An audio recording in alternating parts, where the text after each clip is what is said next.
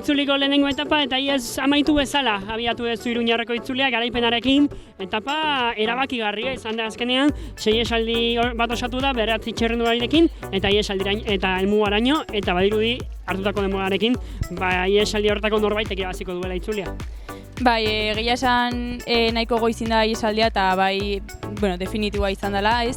Pixkanaka denbora hartzen jungea ze oso ondo ulertuga denok orokorrian releboa pasatzen eta bukaeran ikusi goi denbora desente hartu dela, orduan ikusiko da egun ez egun nola joan, baina bai egia da bentaja desentekin hasteula iesaldeko txirrindularik.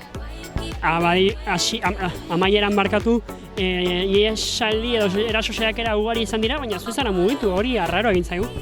Bai, etapa lasai hartu nahi nun altan modun, gero bai tokau zaigula kolaboratzia eta atake batuta ateatzia ez, baina nik uste oaindikan bi egun dazkau aurretikan, oaindikan lehenengo etapa da eta oaindikan gauza asko aldia gertatu. Urrengo etapa gogorrago izango dira, batez ere biharkoa, portua helmugatik nahi kurbil dagoela, hor bai diferentziaren bat sortu daiteke, baina azken urteetan ikusi dugu ez direla diferentzian diregirik sortzen hor.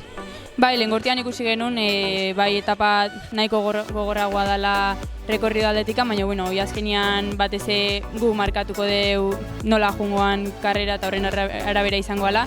Baina bai nik uste aurrian ibiloganak hor mantentzia dakaula bainikan denbora eta atzeko txirrindularin batek aurrea jotze baldin mau, bai neurri hartuta, baina nik uste horretia dakaula. Zorion. Eskerrik asko.